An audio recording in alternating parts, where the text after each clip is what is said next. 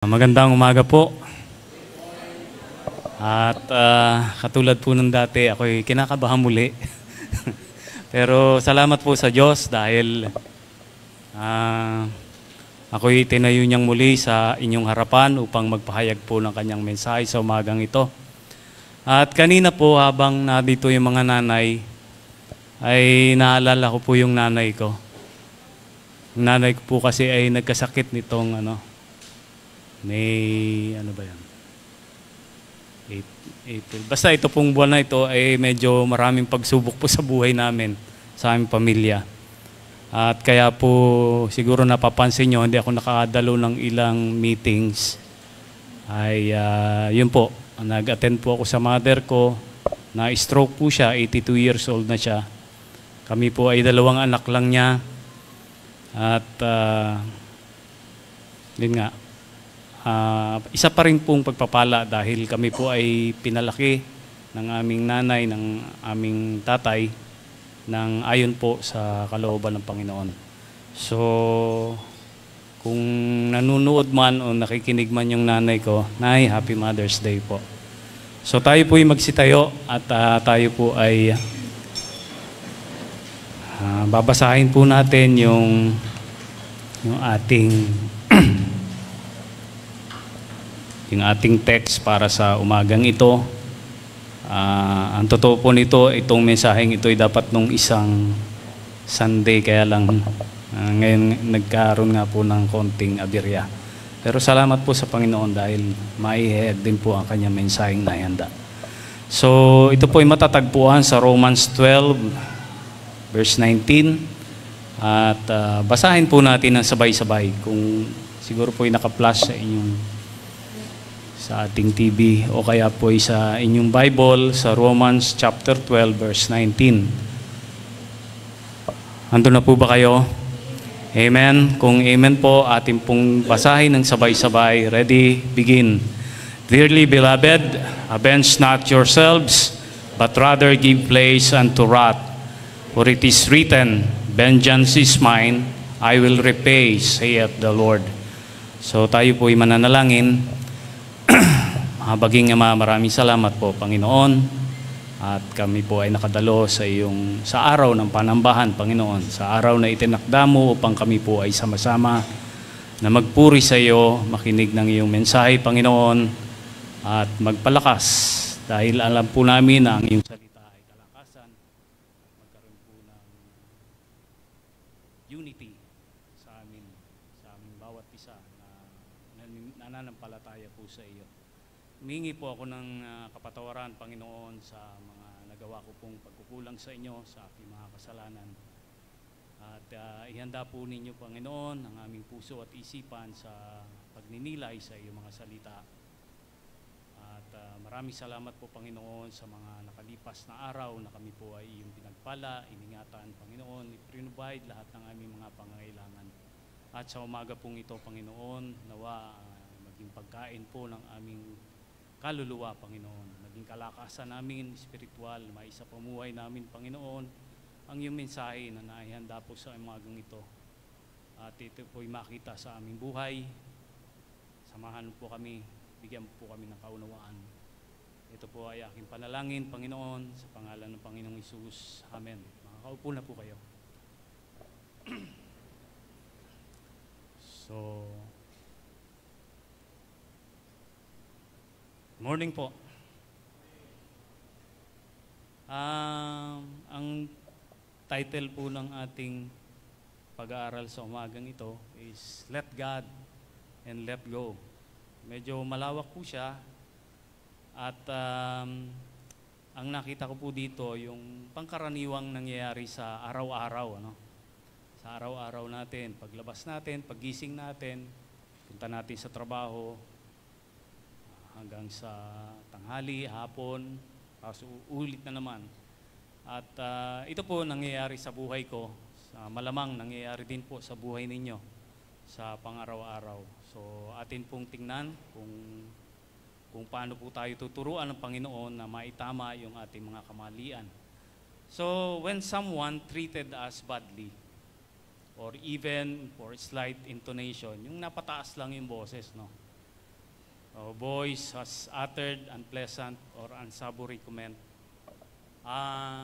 Parang nagpapagting agad yung tainga natin, no? At ang instinct natin, yung reaction natin, automatically ay ang gusto natin ay gumanti, no? Gumanti.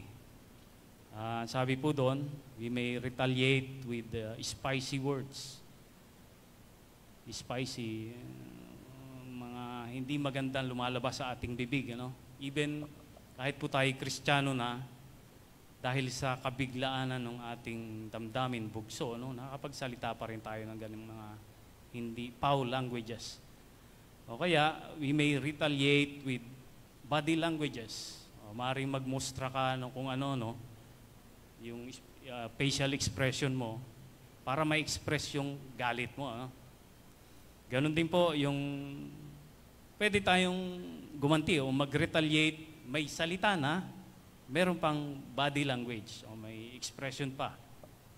Or get even o maaaring gumanti na lang tayo sometime.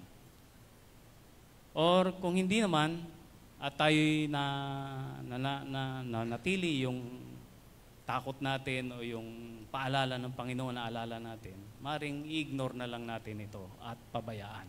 No? So, sa umaga pong ito,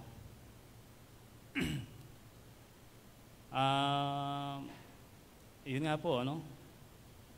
Siguro pagpasok sa eskwelahan man o sa bahay man, o paggising natin, na hindi lang naging maayos yung pandinig mo o kaya natapik ka o nasagi ka, merong tendency na gumanti tayo.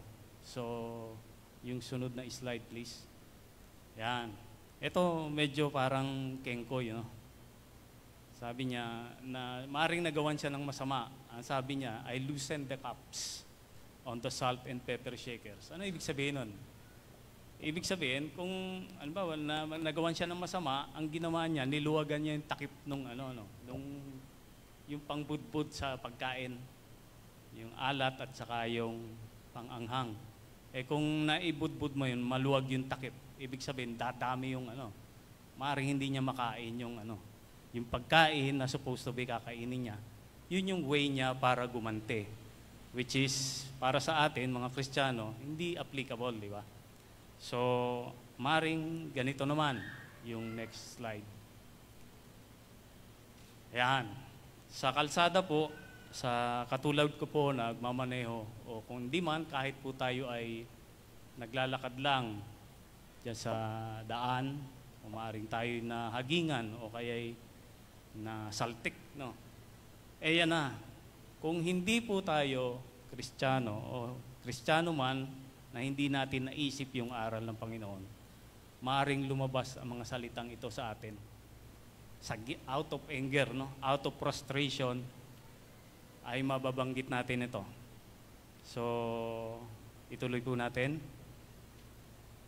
At pag nabanggit mo na yon, yung nakarinig at saka ikaw mismo na nagsalita. When both parties get offended, this will lead to more serious action. Siguro pagka nanonood tayo ng mga balita, lalo yung mga nakaraang panahon, no? Nakaraang taon, yung road rages, laging ibinabalita. Yung peace fights o yung pagsusuntukan o pagkakagulo dyan sa kalsada, o kaya sa ibang bansa naman yung mga shooting incidences, o kaya yung iba na sagasaan at tinakbuhan, hindi inalintana nung nakasagasa, yun nangyari doon sa nasagasaan niya. So, yung sunod na slide, siguro po napaka-familiar sa atin ang slide na ito. Ito po ay dating police officer, si Wilfredo Gonzales. Ang pagkaintindi ko po sa balita ay na parang itinap sa likod o kaya narinig niya na may sumabit doon sa kanyang sasakyan. So, ang nakasagi po ay itong bike rider na si Alan Badjola. At nagkataon po na noong mga panahong yon ay merong, di ba uso ngayon yung camera sa sasakyan, no? Ito, kaya nakuhanan po yung reaksyon niya. Hindi ko naman sa hinuhusgahan, maaring ito pong si former PNP officer ay hindi Kristiyano. O kaya talagang nabigla siya na hindi niya napigilan ang kanyang sarili. Ang masama, hindi lang siya nagsalita, nag-PI o kung ano pang salita lumabas sa kanya, maaaring lumabas din yon. Ang ginawa niya, lumabas siya ng sasakyan, inilabas pa niya yung baril niya, ikinasa pa niya. Ibig sabihin, pag ikinasa mo, may pagtatangka na gusto mong patayin yung ano. Sa simpleng ganong violation o offense ng iyong kapwa, ganun agad yung naiisip natin o kuminsan natin na nabigla, ano, na gawin sa ating kapwa. Ito naman, yung sunod na slide. Ito naman, pakiclick po yung sunod na. Yan. Ito, nakita na rin yung sa balita. Ito naman, traffic enforcer, ginagawa niya yung kanyang tungkulin. Sinita niya yung nag-violate. Pero sa halip na makinig sa kanya o kaya sumunod sa batas trapiko, sinagasaan siya. Sinagasaan to the point na ito yung hit and run. Kaya lang nagkataon na yun, nakunan siya ng camera. At ang matindi nito, kung kanina nakilala natin yung nakagawa ng masama at saka yung victim, no? Ito, siguro ganun katindi yung kanilang impluwensya sa media, no? Hindi lumabas yung pangalan ng driver. Hindi lumabas yung pangalan ng driver sa media. Ibig sabihin, VIP siya o special siya sa lipunan.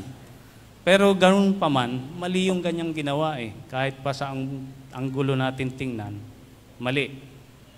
Pinipilit siyang itama ng traffic enforcer na gumaganap ng kanyang tungkulin. Pero hindi siya nakinig. Ano? Mali ang kanyang ginawa. Sinagasaan niya at saka iniwanan sa kalye. Yung sunod na slide. Ito naman, sa Cebu nangyari, sa Lapu-Lapu City. No? Maaring sa ating lugar dito sa Calapan, nangyayari din ito. Hindi lang siguro natin pagtuunan ng pansin. No? Ito naman between a habal-habal driver at saka isang taxi driver. So meron din silang di pagkakaunawaan sa kalsada. Hanggang dumating doon sa ito, nagsuntukan nga sila sa kalye, no? So, yung sunod na slide po. And if not abated, kung hindi magagawa ng paraan, ano, hindi sila mapagkakasundo. Ito pong mga pangyayaring ito ay yun nga, mauuwi sa personal na away o grudges o family feuds. Family feuds, hindi lang yung sarili niya na ng mga tao na involved, maging yung kanilang mga pamilya ay apektado, no? Na baka kung magkikita sa kalsada o kung saan, maaring magkagulo o maaring magkaroon ng hindi kanais-nais na mga pangyayari. So, ang sabi po sa Biblia, pakiclick po ulit yung sunod na slide. And be thou not the oppressor, and choose none of his ways. For the froward is abomination to the Lord, but his secrets is in the righteous. So, yung minsan, natatanong natin sa ating sarili kung tayo'y napapapunta sa ganitong sitwasyon. Bakit yung iba nakaka-get away, na nagagawa nila ng paraan na makatakas o makalayo, hindi sila na persecuted, hindi sila nahuli. Pero ang sabi ng Panginoon, huwag natin yung kainggitan. Huwag natin kainggitan dahil hindi yun nakakaligtas sa mata ng Panginoon. Lahat po ay nakikita niya eh. At saka, hindi man natin yung nakikita, meron na pong nakalaan. Kaya nga sabi ng Panginoon, vengeance is mine, I will repay, saith the Lord. So, ito din po ay makikita natin sa Proverbs chapter 3, verse 33. Ang sabi doon, the curse of the Lord is in the house of the wicked, but he blesseth the habitation of the just. Ganon din po sa Proverbs chapter 3, verse 30, strive not with a man without cause, if he had done thee no harm. So, kumbaga, wag na nating aksayahin yung panahon natin sa no? Ipaubaya natin yan sa Panginoon. Mahirap, pero yun po ang iniuutos ng Panginoon.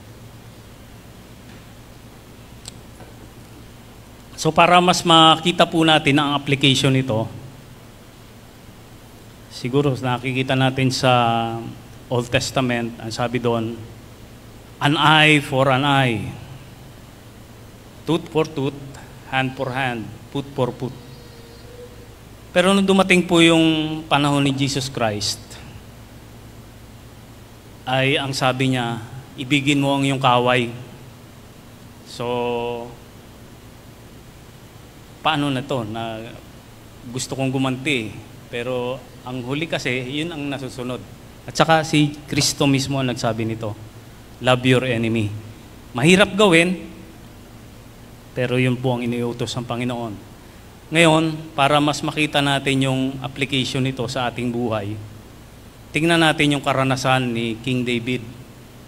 Siguro po kung nabasa nyo sa Old Testament yung kasaysayan ni King David, mula nung siya ay bata sa pag-aalaga ng tupa, hanggang siya ay inanoint bilang kapalit ni King Saul, no? Ay anointed king siya, pero hindi siya makaupo bilang hari dahil buhay pa si King Saul, hindi pa nalilipat sa kanya. Si King Saul kasi, siya yung unang pinili ng Panginoon para maging hari ng Israel. Kaya lang, may mga ginawa siya, may mga pangyayari na hindi niya sinunod. Kaya nawala ang kumbaga, nawala yung blessing ng Panginoon sa kanya. Pero hari pa rin siya. So, tingnan natin kung paano yung mga pagkakataon kung saan si King David ay pwede niyang gawa ng masama si King Saul, pero hindi niya ginawa. Ito po yung makikita natin sa 1 Samuel chapter 24 verse 10 at saka sa 1 Samuel chapter 26 verse 11. Ito po yung si King Saul, hinahunting niya si King David. Hanggang to the point na makukorner na si King David sa isang kuweba. At nandun si King David sa loob ng kuweba, doon din natulog si King Saul. At ang nangyari po ay yan na, may pagkakataong siyang gawan ng masama si King Saul, di ba? Kumbaga, pag napatay mo na kasi yung hari nung unang panahon, wala na eh. Hindi na magre-resist o mag-resist man, hindi na ganun masusunod yung mangyayari. Kung sino nakapatay, siya yung mag-ahari. Pero naniniwala po kasi si King David sa Panginoon na yung anointed ng Panginoon ay hindi dapat galawin, ano? So, tingnan po natin sa 1 Samuel chapter 24 verse 6. Sabi po doon, and he said unto his men, ito po ay nandun na si King David, no? The Lord forbid that I should do this thing unto my master, the Lord's anointed, to stretch forth mine hand against him, seeing he is the anointed of the Lord. Iniisip-isip ko, siguro kung ako noon ang may pagkakataong katulad nung kay King David, sa tindi ng mga pinagagawa ni King Saul sa buhay niya, dahil alam nga ni King Saul na si King David ay pinagpala na ng Panginoon, siya yung susunod na hari, kaya gusto niyang patayin si David. So, kaya lang, ang blessing nga ay na kay David. Kumbaga, inano na ako pinagpala na ako ng Panginoon ako na yung susunod na hari. Pwede ko nang patayin itong si di ba? Si King Saul kung ako'y may pagkakataon. Pero hindi niya ginawa dahil siya ay may takot sa Diyos. So, ang unang punto natin, He sought God's guidance. Nandun na, on the bench na siya na pwede niyang patayin. So, inacknowledge niya. The Lord forbid. Inacknowledge niya na hindi dapat siya yung, hindi kamay niya ang gagamitin para patayin si King Saul. No? Ikalawang punto natin, makikita sa verse 7, the same chapter. Ang sabi doon, so David stayed his servants. Nung kasing nagtatago si David, meron siya mga kasamang,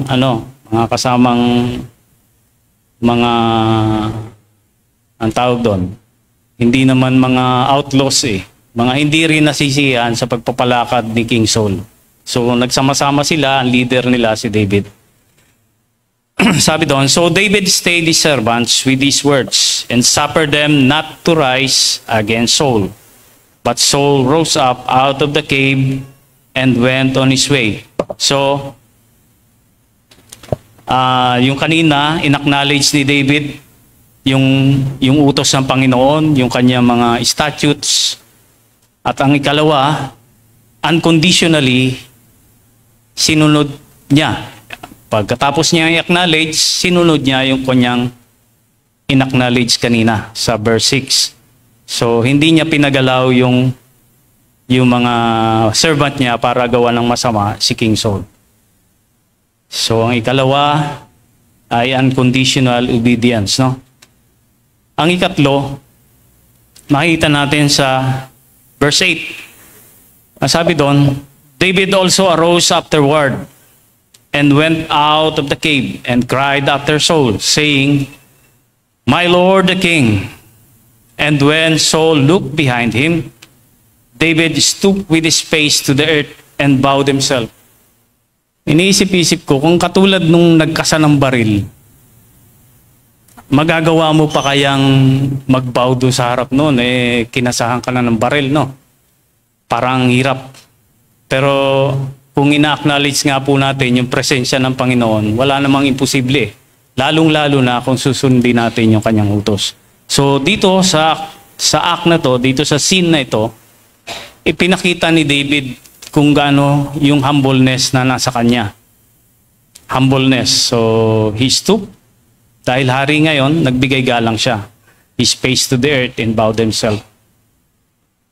So ang ika-apat natin na punto, makikita sa verse 9 and onwards. Sabi sa verse 9, David said to Saul, Wherefore hearest thou men's words, saying, Behold, David seeketh thy hurt. Sa verse 10, Behold, this day thine eyes have seen how that the Lord hath delivered thee today into mine hand in the cave.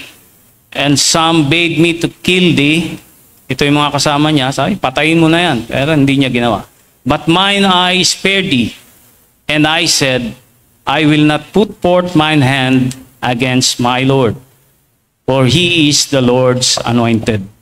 So, ganun yung focus ni King David, no, nung mga panahon na yon. In-acknowledge niya, tapos sinunod niya yung iniutos ng Panginoon,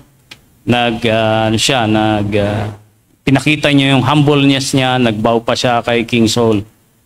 So,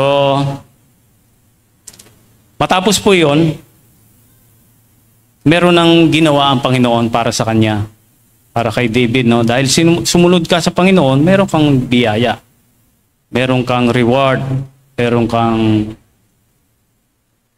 kang gift sa Panginoon, ano?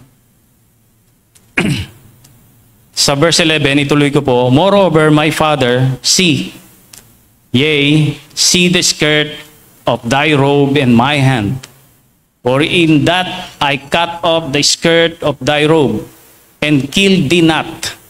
Know thou and see that there is neither evil nor transgression in mine hand, and I have not sinned against thee. Yet thou huntest my soul to take it. So, ituloy ko po sa verse 12. The Lord judged between me and thee, and the Lord avenged me of thee, but mine hand shall not be upon thee. Sa 13, as saith the proverb of the ancients, wickedness proceedeth from the wicked, but mine hand shall not be upon thee. Isipin nyo na lang kung itinuloy ni King David na patayin, yung sibatin, may sibat kasi malapit dun kay King Saul, pwede ning sibatin. Sabi ni Abishai, kung ayaw mo, ako na lang ang sisibat sa kanya. Pero hindi pinayagan ni King David, no? So, yung transition ng power mula kay King Saul papunta sa kanya, Diyos ang gumawa ng paraan. Sa kanyang paraan, Hindi sa paraan na naisip ni David nung una. At saka hindi talaga niya ginawa. So, God spared David. Because, yun nga, ganun yung pag-ibig ng Panginoon. Kapag sumunod ka sa Kanya, may pabor na ibibigay ang Panginoon sa iyo. So, ano pong nangyari? Ang ginawa ng Panginoon, kung makikita natin doon sa 1 Samuel chapter 31, ito na yung yung supposed to be mahuhuli na mako-corner na ni King Saul si David. Kaya lang, may dumating na mga tauhan siya. Sinabi, King Saul, merong mga Philistine sumataki sa atin. So, hindi yun natuloy. Nagkaroon ng Battle of Gilboa sa Mount Gilboa. Ito na yun. Dito napatay si King Saul at saka yung kanyang mga anak. So, ito po yung blessing kung tayo ay susunod sa Panginoon. Siya yung gumagawa ng paraan. Hindi natin dapat, kumbaga, hindi pinipigil niya na magkasala tayo dahil mahal niya tayo. Ganun po yung nangyari kay King David, no? Kung ating pong ibabalik yung mga puntos na ating nakagawa kanina, ulitin ko po, yung King David's version of letting God and letting go. So yung unang puntos natin, in-acknowledge ni King David yung presensya ng Panginoon. Magkatapos niyang i-acknowledge, unconditionally, sinunod niya ito. Nagpakita siya ng humbleness before God. Nag-yield siya to God. At in return, ipinakita naman ng Panginoon na siya ay mahal ng Panginoon, ibinigay ng Panginoon yung nararapat para kay King David. Kung i-rearrange po natin yung mga unang letra ng ating nung puntos, so nakita ko po dito yung salitang buhay, buhay, B-U-H-A-Y.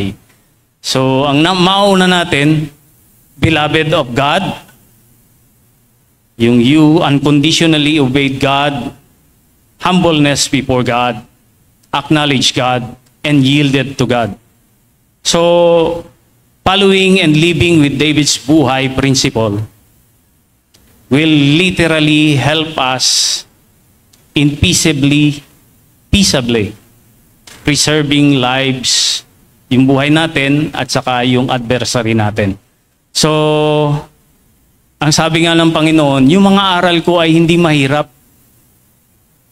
Kaya lang ang tao sadyang matigas ang ulo, Kahit sabihin na natin nakakilala na tayo sa Panginoon, pero out of frustration, out of yung bigla, silakbo ng damdamin, ay nababiolate natin yung mga aral na itinuro at alam na natin. So, para po ang mangyari ay ang kalooban ng Panginoon, lagi nating sinasabi na thy will be done, o kaya ay God's will. Kaya lang pag nandun na tayo sa sitwasyon, parang hirap kontrolin, lalo yung ating bibig, nakakapagsalita agad tayo ng masakit sa ating kapwa. At hindi lang yon, pag minsan may kasama pang aksyon, may alam na niya kung ano ibig kong sabihin. Lalong-lalo na ngayon, kahit mga bata, dahil exposed nga sila sa social media, kung ano-anong napapanood nila sa Netflix, kung ano-ano pa, ay malaki pong impluwensya ito sa ating kabataan, sa ating buhay, kahit sa ating katandaan, kahit po sa aking edad sa ngayon. ay maraming pagkakataon na sinusubok ng Panginoon ang mga aral na naibigay na niya sa akin kung paano ko ito i-apply sa aking buhay. Sa pang-araw-araw, katulad po sa kalsada, maring napakasimpleng mga bagay na o kaya napagsabihan tayo ng ating magulang, o kaya may superior tayo, boss natin, nagalit, pinagsabihan ka, gusto mong gumanti. Alam mong mali siya, pero wala kang magagawa. Ang sabi kasi ng Panginoon, yung superior sa atin ay dapat nating sundin. At saka ang isipin po natin lagi, ay hindi po tayo sa tao nagsisilbi sa Panginoon. Yung pong Colossians 3:23, do it heartily as to the Lord and not unto men. So, mabigat, no? Mabigat. Kung nagawa po ito ni King David nung panahon niya, alam po natin na si King David ay isang mandirigma, no? Sanay sa laban, sanay sa gera. At kumbaga, kaya nga hindi, yung temple ng Panginoon na hindi nagawa sa panahon niya dahil sa dugo na dumamak dahil sa kanyang pakikipaglaban, pakikipagdigma. Pero kahit siya'y sanay ng pumatay, ay nandun pa rin na ino-honor niya yung salita ng Panginoon. Nangunguna pa rin sa kanya, pinangungunahan na hindi niya pwedeng galawin yung pinagpala ng Panginoon, yung anointed ng Panginoon. At ang isa pa, nung panahon ng Panginoong Jesucristo, maring may nababasa tayo, nagagalit si Jesus Christ, di ba? Yung itinaob niya yung mga nagpapalit ng pera doon sa templo. Maring nakapagsalita siya ng sama, pero hindi pa rin. Kung susumahin pa rin natin yung naging buhay niya at saka yung kanyang katuruan, sabi doon sa Luke chapter 6 verse 27, I love your enemies. Mahalin mo yung kaway, no? So, kapag ito ang una nating pumasok sa ating puso, kung tayo nakarinig ng masama o tayo ay nagawa ng masama, kung ito agad ang papasok at tayo sinunod natin yung ginawa ni King David, in-acknowledge natin yung Panginoon, malalayo po tayo sa disgrasya. Malalayo po tayo sa kapahamakan, katulad na nangyari kay King David. Hayaan po natin na ang Panginoon, mayroon po siyang oras na itinakda para doon sa mga gumawa ng masama para sa atin. Kumisa naman, kaya tayo ginagawa ng masama, maaring tayo rin yung may pagkukulang. Meron tayong nagawa rin na hindi natin napansin na masama pala ang dating sa Kanya. So, kaya po, sa pang-araw-araw natin, dapat hinay-hinay po tayo sa ating pagsasalita. Huwag tayo makasakit ng damdamin ng ating kapwa at mabuhay tayo ng isang parang hindi lang talagang Christ-like, yun yung hinahanap para tayo. Kaya nga Kristiyano ang ating Christian. Kaya nga Christian ang tawag sa atin, ay nauna yung Kristo sa buhay natin, hindi yung sarili natin ang nasusunod. So, mahirap po siyang gawin, pero yun po ang magpapatunay na talagang tayo ay isang Kristiyano kapag nagawa natin yon. Saka ang isa pa doon, isang paalala pa sa 1 Corinthians chapter 10 verse 11. Now all these things happened unto them for its ensamples, and they are written for our admonition, upon whom the ends of the world are come. So, yung mga epistle na isinulat ni Pablo, yung kasaysayan ng Panginoon, nung Old Testament, kaya po isinulat dito para basahin natin, para unawain natin, at para isabuhay natin. Para hindi po tayo maligaw, hindi tayo magkamali ng choice sa ating araw-araw na buhay. At ang isa pa po, meron pa sa Jeremiah chapter 17 verse 7, sabi doon, Blessed is the man that trusted in the Lord, and whose hope the Lord is. Kapag ipinaubaya mo na sa Panginoon, ipaubaya mo na sa Kanya ng buo, huwag partial. Huwag may reservation. Laging ipinagpasa Diyos mo na eh. Huwag mo nang huwag mo nang pag-isipan ng kung ano pa. Dahil hindi naman magkukulang ang Panginoon at laging on time ang Panginoon sa Kanyang pagtugon kahit sa anong bagay. Ito po ay maraming beses ko nang napatunayan sa aking buhay. At siguro sa buhay ninyo ay ganun din. Na kapag pinaubaya na natin, kailangan total yung pagpapaubaya. Otherwise, ang sabi nung next slide, where there is no forsaking of sin, there is no following of Christ. Masakit pakinggan, no? Kung hindi mo talaga tinalikuran totally yung kasalanan, hindi ka isang Kristiyano. Kaya hindi naman talaga overnight pagkakilala mo, pag-utter mo nung sinner's prayer, ay isa ka na agad malinis. Unti-unti po yung unti-unti po yung pagbabagong ginagawa ng Panginoon sa atin at yung pagsubok na ibinibigay sa atin, hindi ibibigay kung hindi natin kakayanin. Ang isa pa, yun nga po, kung hindi tayo sa Panginoon, ibig sabihin, kontra ka sa Panginoon. At yung mga kontra, alam na natin may paglalagyan yan. Yung mga apoy-apoy, yan. Kaya habang may panahon pa tayo, hindi pa huli ang lahat. Laging nakahanda ang kamay na ang palad ng Panginoon para tayo i-welcome pabalik sa Kanya, no? Hindi po hindi ka ilalayo, anong tawag doon? Hindi ka itataboy ng Panginoon kung ikaw ay buong puso o pusang loob na lalapit sa Kanya. Saka ang isa pa po, yung sa sunod na slide. Ayan. Ang sabi doon, God said it, I believe it, and that settles it. Yun lang po ang ating ma-recall tuwing gagawa tayo ng pagbanggit ng mga salita o paggawa. Kapag naniniwala tayo sa Panginoon, ilalayo po na tayo sa kapahamakan. So, nawa po, ang simpleng mensahe ng Panginoon ay nagbigay po ng paalala sa bawat isa sa atin sa pang-araw-araw po nating ikinikilos, ginagawi. Sana po ay makita si Kristo sa ating buhay sa araw-araw. So, tayo po ay manalangin. Mahabaging Ama, maraming salamat po sa mensahe mo na ibinahagi sa amin sa umagang ito. Many times, Panginoon, ay kami nagpe-fail sa areang ito ng aming buhay. Maliliit na bagay pero nagpe-fail po kami na mag-shine sa darkness ng mundong ito.